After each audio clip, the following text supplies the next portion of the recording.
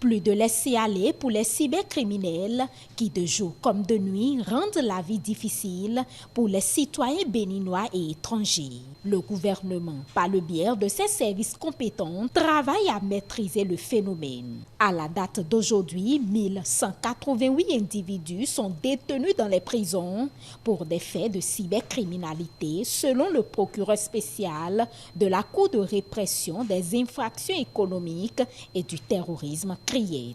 L'ampleur du phénomène n'est plus à démontrer. Je prends l'année 2021. Nous avons reçu 2831 plaintes et un préjudice de 1 milliard, je dis bien 1 milliard, 546 436 228 francs.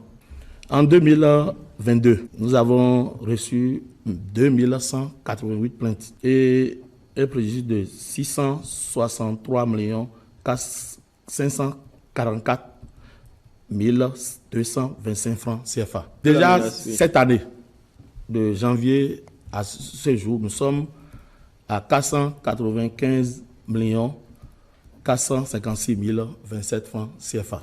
Malgré la traque lancée contre les Gaïmans, certains d'entre eux continuent leur sale besogne avec ingéniosité. D'où la nécessité de faire comprendre à tous leur mode opératoire. Globalement, au Bénin, nous enregistrons la sextorsion. Après ça, nous avons les dons fictifs en ligne. Les dons fictifs en ligne, c'est le délinquant qui appelle et il vous propose des dons. Il se fait passer pour un malade et qui a un héritage à léguer. Nous avons aussi les prêts fictifs en ligne et le maraboutage. Mais de plus en plus, c'est la sextorsion qui prend de l'ampleur. Il faut savoir qu'ils utilisent beaucoup de psychologie. Dans leur pratique, il faut de la méchanceté. Vraiment de la méchanceté. C'est-à-dire que la pression qu'on envoie sur la victime doit être sans faille, elle doit être à 300%. Le chômage des jeunes, c'est généralement l'alibi trouvé pour tenter de défendre l'acte de ces cybercriminels. Les invités n'approuvent pas ce point de vue. C'est d'ailleurs ce pourquoi l'État poursuit sa lutte à en découdre avec le mal. L'argument selon lequel, et ça en nous confortant dans ce que nous disions tout à l'heure, l'argument selon lequel il n'y a pas de boulot. Parce que vous avez des enseignants, vous avez des fonctionnaires qui le font. Oui. Et chacun de vous nous rend témoignage pour l'effort substantiel que le gouvernement a fait récemment en relevant par ailleurs les salaires des agents de l'État. Donc ça n'est pas, à proprement parler, un problème de manque d'emploi. Il y a quelque part la quête du gain facile et le manque de pitié pour son concitoyen. On m'a donné un témoignage d'une dame, je ne la connais pas. Elle a un parent qui ne travaille pas, d'accord? Mais quand le parent lui donne de l'argent, elle refuse. Elle dit, mais tu ne travailles pas. Où est-ce que tu peux trouver de l'argent pour me donner? Mais vous savez que, et c'est le comportement que nous devrions avoir. Si nous sommes vraiment des hommes intègres. Alors, quelque temps après, vous savez que celui-là, on l'a attrapé dans un groupe où eux, ils ont le système pour aller prendre de l'argent dans les banques, alors que ils n'ont pas un compte là-bas.